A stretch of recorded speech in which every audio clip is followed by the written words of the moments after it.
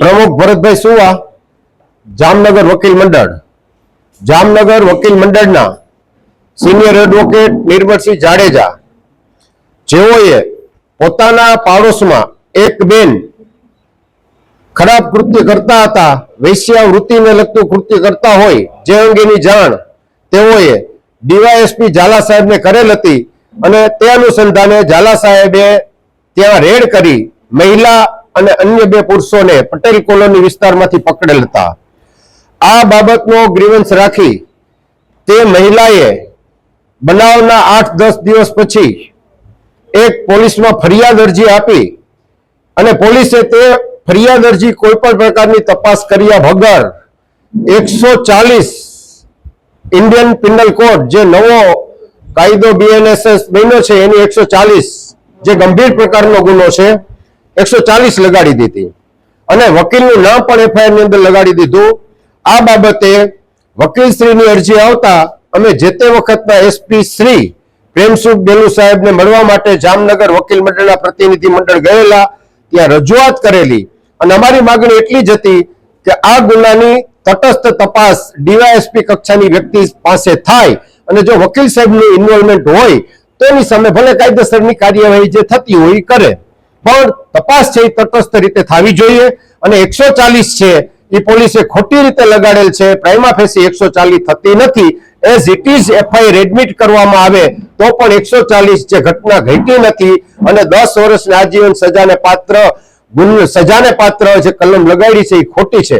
બીજા દિવસે અમારું ઇન્ટરવ્યુ પોલીસ વાળાએ જોયા પછી બીજા દિવસે સિટી બી ના જવાબદાર પોલીસ અધિકારી નામદાર કોર્ટ સમક્ષ 140 બનતી નથી તેવી અરજી લઈને કોર્ટ સમક્ષ આવેલા. એટલે એના ઉપરથી એવું સાબિત થાય છે કે પોલીસે ખોટી તપાસ કરી અને 140 જેવી ગંભીર પ્રકારની કલમ એક વકીલ સામે લગાડી દીધેલી. ત્યારબાદ આ અનુસંધાને અમે જામનગરના ડીવાયએસપી શ્રી ઝાલા સાહેબને 2 વખત મળેલા અને તટસ્થ તપાસ અંગે માગણી કરેલ હતી અને એવું સ્પષ્ટ કહેલ હતું કે જો વકીલ સાહેબની ઇન્વોલ્વમેન્ટ હોય તો લીગલી જે પ્રક્રિયા થતી હોય એ કરજો, પણ જે તટસ્થ તપાસ કરી અનાનું ઇન્વોલ્વમેન્ટ ન હોય તો એની સામે સમરી ફાઇલ કરવા અંગે વિનંતી કરેલ હતી. ત્યારબાદ ઘણા લાંબા સમય પછી કોઈ પણ પ્રકારની જાણ કર્યા વગર જામનગર સિટી બી ડિવિઝનના પીઆઈ શ્રી ઝા સાહેબ તથા તેમના પોલીસ સ્ટાફ રાત્રિના 2 વાગે નિર્મળસિંહ એડવોકેટના ઘરે જઈ દરવાજો ખખડાવી રાતના અને આજુબાજુના પાડોશીઓ જાગી ગયા. આ રીતે ભયભીત એક વાતાવરણ ઊભું કરી અને વકીલની બેઇજ્જતી થાય, બદનક્ષી જે પ્રકારની કે જે એનું માનહાનિ થાય એવું એક કૃત્ય કરી વકીલને રાતના 2 વાગે એક ક્રિમિનલ હાર્ડનની જેમ એક કોઈ આતંકવાદી હોય કે કોઈ ગંભીર પ્રકારનો જે ગુનેગાર હોય, હેબિચ્યુઅલ ઓફેન્ડર હોય, એ રીતે એને પોલીસ સ્ટેશને લઈ ગયા. પોલીસ સ્ટેશને જઈ એની સાથે જે અમાનવીય વર્તન કરી અને એને લોકઅપની અંદર કસ્ટડી કરેલ. પોતે જાણે છે કે આ વકીલ છે અને એને પૂછવામાં આવ્યું કે તમે મને કયા ગુનાની અંદર એરેસ્ટ કરી રહ્યા છો, તો એને એમ કીધું કે 151 મૂળ ગુનાની અંદર અટક કરવામાં આવતી નથી. મૂળ ગુનાની અંદર નામદાર સુપ્રીમ કોર્ટના જે ચુકાદા અને ગાઈડલાઈન મુજબ એને નોટિસ આપવાની હોય છે. એ નોટિસ નિર્મળસિંહ જાડેજાને લોકઅપની અંદર રાત્રિના 3 વાગે બજાવવામાં આવે છે. એનો અર્થ એવો થયો કે મૂળ ગુનાની અંદર ધરપકડ કર્યા પહેલા ચેપ્ટર કેસ સ્વરૂપે 151 નીચે ધરપકડ કરી અને ક્રિમિનલ હાર્ડનની જેમ લોકઅપ કરી દીધો. રાત્રિના 3 વાગે અમારા વકીલ મંડળના 2 થી 3 હોદ્દેદારો ત્યાં ગયેલા, મળવા માટે વિનંતી કરેલી, તેઓને મળવા દીધા નથી અને ઝા સાહેબ ગયા પછી મોડી રાતે અમારા એક સભ્યને ખાલી લોકઅપમાં મુલાકાત એન્ટ્રી કરીને કરવા દીધી. સવારે અને રાત્રિના એને છાતીમાં દુખાવો ઉપડ્યો અને એને કીધું કે એમ્બ્યુલન્સ બોલાવો, મને મુંજારો થાય છે અને છાતીમાં દુખે છે, 108 બોલાવીએ છીએ. 108 એવું કોન્સ્ટેબલે કહી 108 બોલાવેલ નથી. સવાર થઈ ગયું અને સવારે એને જાજરૂ જવાનું હોય, લેટ્રિન જવા માટે એને વિનંતી કરી તો એ પણ સુવિધા કોઈ લોકઅપ ખોલેલ નથી. સવારે ઘણા બધા વકીલો ગયા, વિનંતી કરી, તેમ છતાં એક ઇન્ટેન્શનલી કે જે અમાનવીય કૃત્ય કાયદો હાથમાં લઈ CRPC ની તમામ મર્યાદાઓ નેવે મૂકી, પોલીસ વેન્યુની તમામ જોગવાઈઓ નેવે મૂકી અને જે કૃત્ય પીઆઈ ઝા સાહેબે કાયદો હાથમાં લઈને કરેલ છે, આવું કૃત્ય કરવાના કાયદાએ તેઓને કોઈ અધિકાર આપેલા નથી. કાયદો સર્વોપરી છે અને કાયદો બધાને એક સમાન છે.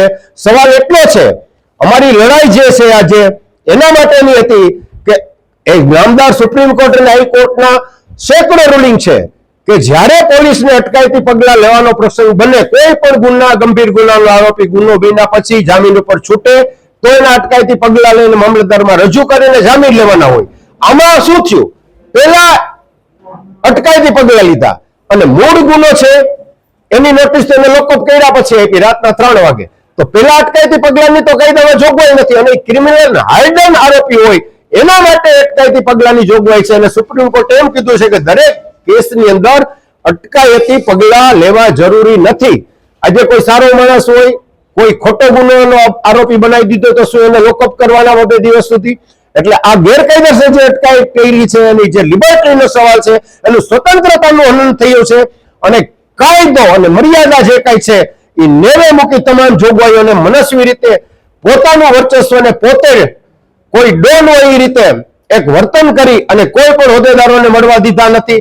આખી રાત અને બપોરના 12-1 વાગે એને જામીન મુક્ત કરવા માટે મામલતદાર ઓફિસે લઈ જવામાં આવે છે. આ જે પ્રક્રિયા ગેરકાયદેસર જો વકીલ સાથે પીઆઈ કક્ષાની વ્યક્તિ કરી શકતી હોય તો સામાન્ય માણસ ઉપર શું નહીં વીતતી હોય.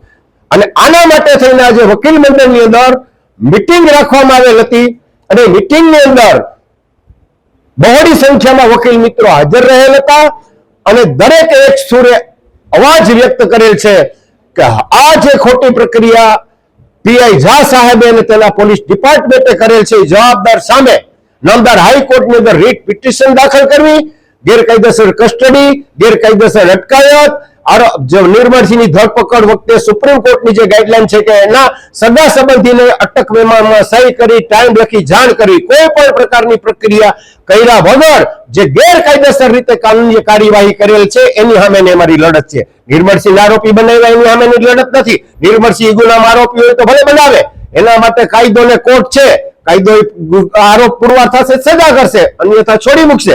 પણ જે ઓફેન્સ નથી બન્યો 151 ની અંદર પેલા અટક કરી અને ગેરકાયદેસર કસ્ટડી કરીને જે ટોર્ચર કરી અને જે માનવ અધિકારનો જે ભંગ કરેલ છે, લિબર્ટીનો જે ભંગ કરેલ છે, એના માટેની આ જે મીટિંગ હતી અને મીટિંગની અંદર સર્વાનુમતે એવું નક્કી કરેલ છે કે Ahmedabad bar council of Gujarat ના સિનિયર એડવોકેટ સભ્ય હોદ્દેદાર અને હાઈકોર્ટના સિનિયર વકીલ મારફત નામદાર હાઈકોર્ટની અંદર રીટ પિટિશન દાખલ કરી તમામ આધાર પુરાવા એમાં રજૂ કરી અને જે પીએસઆઈ આના માટે જવાબદાર છે, પોલીસ સ્ટાફ જવાબદાર છે, એને કડકમાં કડક સજા થાય એના માટે અમે કાનૂની લડત લડવાનું નક્કી કરી લીધેલ છે. અને ટૂંક સમયની અંદર હાઈકોર્ટની અંદર અમે એપીએલ પીઆઈએલ જે જાહેર આવડિયા રીટ પિટિશન છે અમે દાખલ કરવાના છીએ અને મક્કમતાથી જ્યાં સુધી નિર્મળસિંહને ન્યાય નહીં મળે અને જવાબદાર પોલીસ અધિકારીઓને આ બાબતની સજા નહીં થાય ત્યાં સુધી અમારી આ લડત છે, કાનૂની લડત